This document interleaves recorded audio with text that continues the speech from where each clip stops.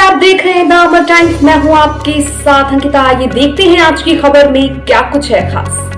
किसी भी सुसभ्य व विकसित समाज के लिए बुनियादी आवश्यकताएं हैं। नमस्कार, आप देख रहे हैं द अमर टाइम्स। शिक्षा एवं स्वास्थ्य किसी भी सुसभ्य व विकसित समाज के लिए बुनियादी आवश्यकताएं हैं। इस श्रृंखला में प्रधानमंत्री श्री नरेंद्र मोदी जी के दूरदर्शी विजन को आगे बढ़ाते हुए आज नाथ नगरी बरेली में 933 करोड़ की 132 विकास परियोजनाओं के लोकार्पण, शिलान्यास एवं अत्याधुनिक जीवन रक्षक सुविधाओं से लैस 2554 नई एम्बुलेंस के फ्लैग ऑफ हेतु आयोजित कार्यक्रम में सीएम योगी ने सहभाग किया है। इस अवसर पर स्कूल चलो अभियान एवं विशेष संचारी रोग नियंत्रण अभियान का शुभारंभ कर विद्यार्थियों को स्कूल किट व बरेली मंडल के पुलिसकर्मियों को टैबलेट का वितरण हुआ। साथ ही विभिन्न लोक कल्याणकारी योजनाओं के लाभार्थियों को ऋण के चेक भी प्रदान किए। मुख्यमंत्री योगी आदित्यनाथ ने कहा कि वासंतिक नवरात्रि के पावन अवसर पर जनपद वासियों को प्राप्त इन उपहारों हेतु हार्दिक बधाई।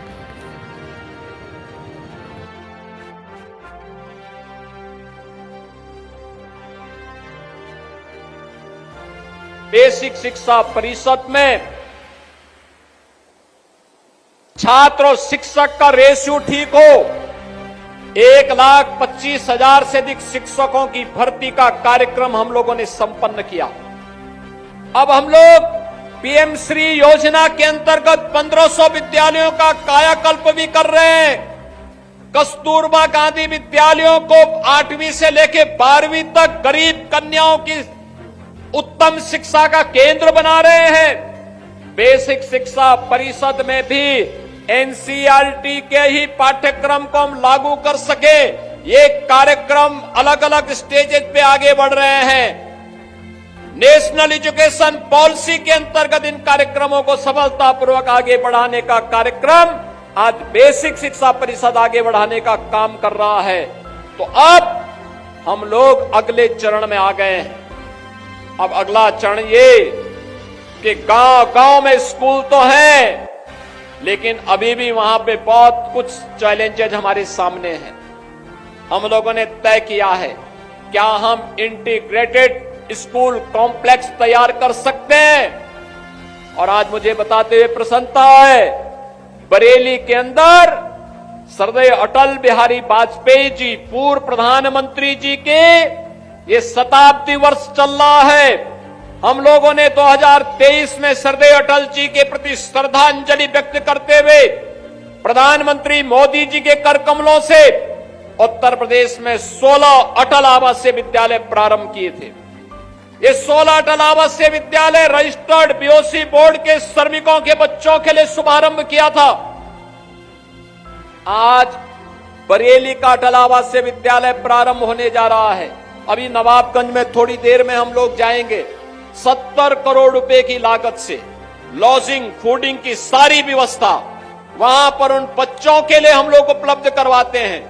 अच्छी उत्तम शिक्षा की व्यवस्था उन बच्चों के लिए है। शिक्षकों का भी प्रशिक्षण होता है, प्रिंसिपल्स का भी प्रशिक्षण होता है, और फिर बच्चों को उत्तम शिक्षा देने का कार्यक्रम करा करके एक मॉडल विद्यालय के रूप में उन्हें स्थापित किया गया है। और उस तर्ज पर बेसिक शिक्षा परिषद ने भी हर जनपद में मुख्यमंत्री कंपोजिट विद्यालय को प्रारंभ करने का निर्णय लिया है। और पहले चरण में 57 जनपदों में जहां पर अटल आवासीय विद्यालय नहीं खोले गए हैं, वहां पर ये सीएम कंपोजिट विद्यालय प्रारंभ होने जा रहे हैं। ये मॉडल होगा पहले चरण जनपद स्तर पर। दूसरे चरण में हम लोग इसको लेकर के आएंगे तहसील स्तर पर, यानी विधानसभा स्तर पर। तीसरे चरण में हम लोग इसको लेकर आएंगे विकास खंड स्तर पर।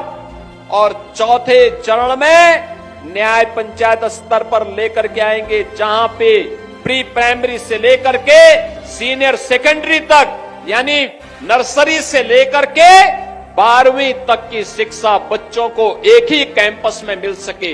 खेल कूद की व्यवस्था हो, स्किल डेवलपमेंट की व्यवस्था हो, पूरे शिक्षकों के लिए आवासीय व्यवस्था हो। इस कार्यक्रम को लेकर के हम इस अभियान को लेकर के बढ़ने जा रहे हैं। 2017 में जब बेसिक शिक्षा परिषद की स्थिति को हम लोगों ने देखा था, उस समय बेसिक शिक्षा परिषद की स्थिति अत्यंत खराब थी। तमाम स्कूल बंदी के कगार की ओर जा रहे थे। न टॉयलेट थे बालक बालिकाओं के लिए, न पेयजल की व्यवस्था थी, न फर्नीचर थी, न वहां के फर्श बने हुए थे। स्मार्ट क्लास और डिजिटल लाइब्रेरी की बात तो ये दूर की कौड़ी थी। और बहनों और भाइयों, आज मुझे बताते हुए प्रसन्नता है, उत्तर प्रदेश में 2017 में 1,34,00,000 बच्चों ने केवल नामांकन कराया था। इसमें 60% बच्चे ऐसे थे जो कभी स्कूल नहीं जाते थे।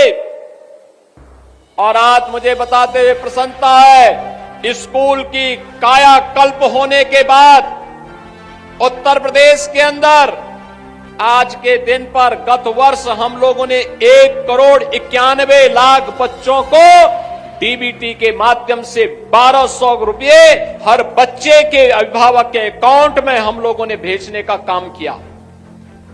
स्कूलों में 96% विद्यालय ऐसे जिनमें ऑपरेशन कायाकल्प के माध्यम से वहां पर बालक बालिकाओं के लिए अलग अलग टॉयलेट की व्यवस्था, पेयजल की व्यवस्था, स्कूल की फ्लोरिंग की व्यवस्था, स्मार्ट क्लास की व्यवस्था, डिजिटल लाइब्रेरी की व्यवस्था, फर्नीचर की व्यवस्था की।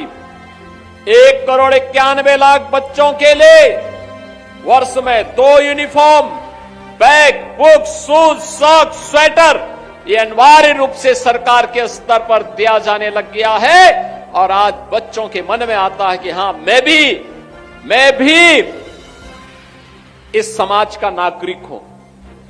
और मैं आपका आह्वान करूंगा, इस अभियान के साथ जुड़ करके हम राष्ट्रीय मिशन को आगे बढ़ा करके अपने प्रदेश की साक्षरता को भी बढ़ाएंगे, हर बच्चे को साक्षर बना करके सुयोग्य बनाएंगे और प्रदेश और देश के निर्माण में, विकास में उसकी ऊर्जा और उसकी प्रतिभा का लाभ लेंगे। आज स्कूल चलो अभियान का यही शुभारंभ अभी इन बच्चों को स्कूली बुक्स और अन्य यूनिफॉर्म आदि उपलब्ध करवा करके हम लोगों ने प्रारंभ किया है। और यहां पर उपस्थित सभी जनप्रतिनिधियों से, जनता जनार्दन से, सभी गुरुजनों से, सभी धर्माचार्यों से मैं अपील करूंगा, हर बच्चे को और खास तौर पर बेटी को जरूर स्कूल भेजना, जरूर स्कूल भेजना। याद रखना, आपके द्वारा किया गया कार्य देश के निर्माण में आपकी भूमिका को आगे बढ़ाने में योगदान देगा। और कोई भी बच्चा स्कूल जाने से वंचित न रहने पाए, यह जिम्मेदारी आपके ऊपर, में बरेली के ऊपर भी और हर जनपद वासियों के अंदर, उत्तर प्रदेश वासियों के ऊपर सौंप रहा हूं कि वह इस जिम्मेदारी का निर्वहन करने के लिए आगे बढ़े। आज की खबर में बस इतना ही। और तमाम खबरें देखने के लिए हमारे साथ बने रहिए और देखते रहिए दामर टाइम्स। और देश प्रदेश की खबरों को जानने के लिए दामर टाइम्स को लाइक, सब्सक्राइब और शेयर करना ना भूलें। धन्यवाद।